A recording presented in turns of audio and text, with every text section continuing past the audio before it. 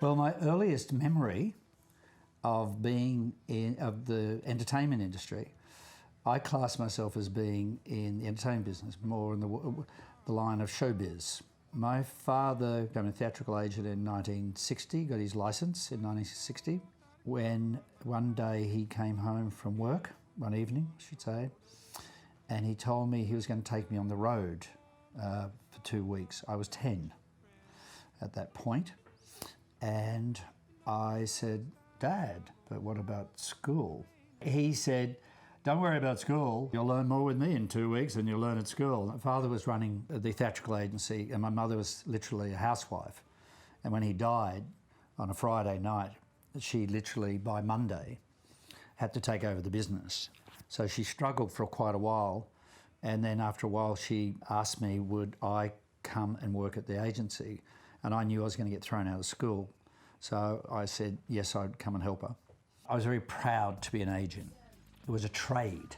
I learned from my father that it's about looking after the artist. It was one of the most important things, and fighting for the artist. I never set out to be a tough agent. I just set out to represent my artist in the fullest way. I became a manager by accident. I knocked back a lot of artists that I was the agent for because that was not my role. I was the agent's role.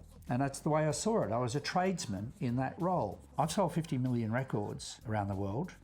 Actually, that's just for INXS. That doesn't count all the records we sold, Petrol, Cuba Records, all the other things we've done, and all the records we sold on iTunes. My advice to anyone these days, in any particular role, not just being an entertainment agent, is to put your little snobbery little nose away somewhere, put away all your so-called, what you're thinking you're fabulous, and if you want to be an agent, apply for an agent and be willing to be an intern and work for 6 months or a year free or as a very low wage to be an intern. And if you have to sweep the floor, you sweep the floor. If you have to empty the garbage bins, you empty the garbage bins. If you have to make coffee, you make coffee. Because to me, the best way to learn your trade is to be an apprentice or be on the job where the trade is taking place. And you have to do it the hard way. This is a lesson to all the late teens and 20-year-olds. Just get off your fucking high horses and stop thinking you're so friggin' special and go out and roll your sleeves up, take a bit of shit and get into an industry and just learn by doing the job. And if you can't do that and you're too much of a sulky and too much of a puss and wimp, well, just go off and, get on the dole for the rest of your life and get out of my way. To get to the top of the music industry, like a lot of industries, the equivalent to me is climbing Mount Everest. And to do it once was fabulous. To do it again with INXS as a brand, not as a band, was interesting and very hard.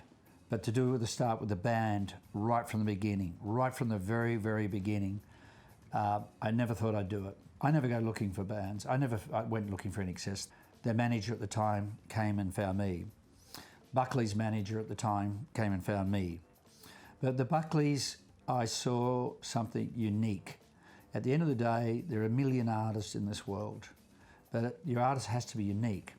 There's no use putting a product on the market that there's already 100 of. I won't touch a band that I can see won't be diligent in their work, whinging bastards, smart asses, etc., etc., etc. I won't touch them. Buckley's are probably more known in Nashville amongst high-level executives than probably a lot of Australian artists. And the fact that we went #1 on Australian country radio within 6 weeks made me very proud. So the Buckleys has been a big surprise to me. And I'm glad with the Buckleys it's setting a really good evidence template as a sort of showpiece of, if you've got the right IP, you've got the right knowledge and the chutzpah, you can do it. Because I've realised people just don't understand how to do it. They just don't understand how to do it. I just do it because I've educated myself and learnt and researched and do it. People say, oh, you're so smart. I'm not smart. I'm just well educated. I learnt my job. Yeah, so the Buckleys, it's been great.